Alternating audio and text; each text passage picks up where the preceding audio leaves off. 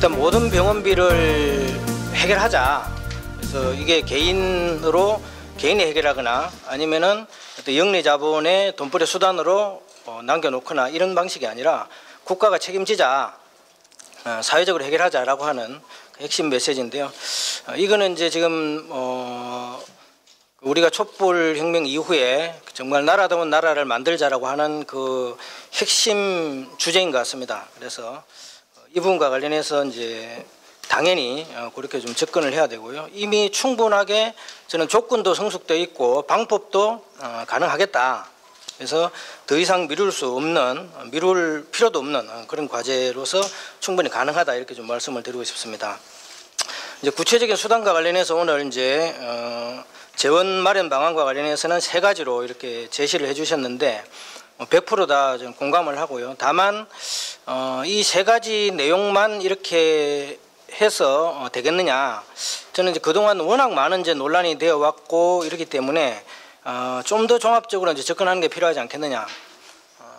왜냐하면은 이 건강보험 하나로 모든 병원비를 해결하자라고 하는 주장은 굉장히 획기적이었죠. 5년 전에 획기적이었는데 문제는 이게 이제 5년이 지난 지금까지 연속적으로 진행이 되지 않았기 때문에 그 원인을 이제 따져본다고 하면은 가장 중요한 것은 사회적인 공감대라는 거죠. 그러면 그 사회적인 공감대를 만들기 위해서는 딱 여기서 이제 제기한 세 가지 내용들뿐만 아니라 재원 마련하는 것, 그다음 지불 체계를 개선하는 것, 또 공급 체계를 혁신하는 것, 이 세 가지가 같이 맞물려서 제기돼야, 그래서 종합적으로 제기되어야 이것이 이제 사회적 설득력과 공감력을 가질 수 있지 않겠느냐 이런 차원에서 오늘 이제 제기해 주신 내용들은 주로 건강보험 재정을 어디서 확충할 거냐 하는 점에 초점을 맞췄다고 한다면은 그 부분과 관련해서는 아주 구체적인 수치까지 제시를 해서 전면적으로 저희들은 찬성을 하고요. 다만 이제 낭비적인 지출 구조와 관련해서 좀 더 이제 이 접근을 해서 뭔가 좀 방법을 제시를 해야 되지 않겠느냐.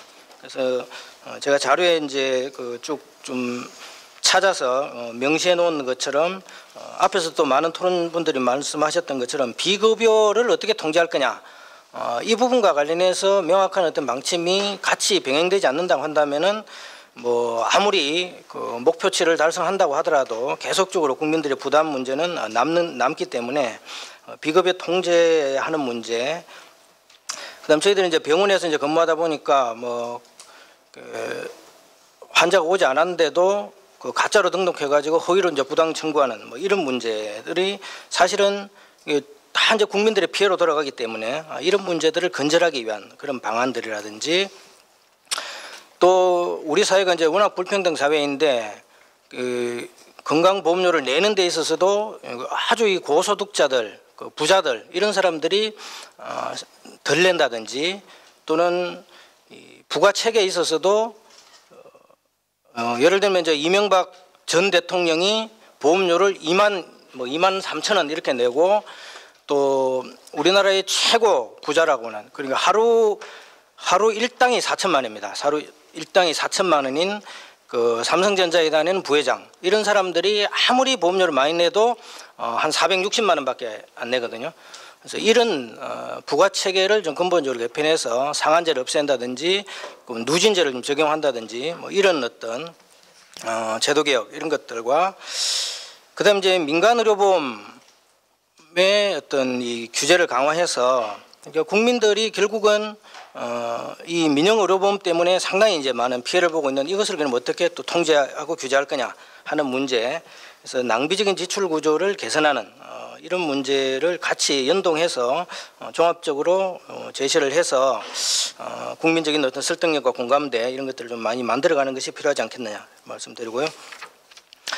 그다음 이제 건강보험 하나로 정책과 관련해서 또 좀 이제 접근해야 될 것은 그러면은 보장률이 올라간다고 해가지고 이게 이제 국민들의 실질적인 어떤 의료 혜택으로 돌아올 거냐라고 하는 점과 관련해서 좀 살펴볼 필요가 있을 것 같습니다. 그러니까 국민들이 보험료를 좀 더 내고 또 보장률이 높아진다고 한다면 그 혜택이 실제적으로는 국민들의 의료 서비스 질 확대로 이렇게 돌아와야 국민들의 어떤 의료 만족도 이런 것들이 높아지는데 지금 국민들한테 의료 이용에 있어서 가장 불만사항이 뭐냐 이렇게 조사를 해보면은 첫 번째는 병원비가 제일 비싸다, 너무 비싸다라고 하는 것이 첫 번째고 두 번째는 의료 서비스 질이 낮다, 이게 두 번째입니다.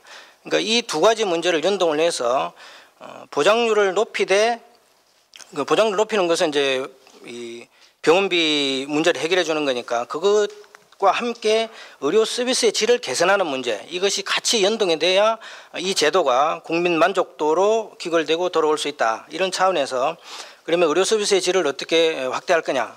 그래서 앞에서도 이제 말씀하셨던 것처럼 의료 서비스는 의료 서비스의 질은 결국은 이제 양질의 인력 확충 여기에 이제 좌우되기 때문에 인력 확충을 통한 의료 서비스의 질 강화, 그리고 그것을 통한 의료 만족도 상승, 이것으로 연결될 수 있도록 하는 어떤 선순환 구조, 이것을 어떻게 만드는가가 이 제도 정책의 어떤 성공 여부를 결정하는 아주 중요한 요인이다, 이렇게 좀 말씀드리고 싶고요. 마지막으로 이게 이제 지금 정책 제안으로 이렇게 되고 있는데 사실은 2012년 5년 전에는 이제 건강보험 하나로 운동으로 이렇게 출발을 했었습니다.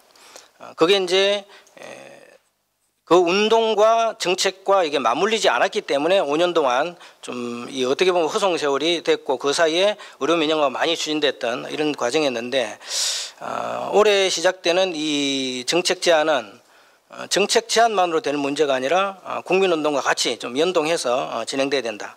그런 차원에서 보면은 가장 장애 요인이 제가 볼 때는 이 의료에 대해서 국민들이 잘 모르고 있다는 겁니다. 그러니까 전문가들이라든지 의료기관들이라든지 보건복지부, 정부는 의료에 대해서 전문성을 갖고 있을지 모르지만은 국민들은 의료에 대해서 너무나 잘 모르기 때문에 그러면은 여기 오늘 이제 토론에서 제기되는 이런 이 건강보험료 문제 또 그것을 통해서 해결할 수 있는 이 병원비 문제 이런 것과 관련해서 상황이 어떻게 돌아가는지 이런 것들을 정확하게 아주 또 구체적인 수치와 사례 이런 걸 통해서 제시해야 될 때만이 국민들이 실제로 움직일 수 있는 이런 조건이 되기 때문에 이제는 뭐 국민 주권 시대니까 이 의료를 국민들에게 돌려주자, 의료 주권 운동이라는 차원에서 이 건강보험 하나로 운동을 좀 새롭게 접근했으면 하는 그런 제안을 드리겠습니다. 이상입니다. 아주 좋은 말씀 많이 주신 것 같습니다.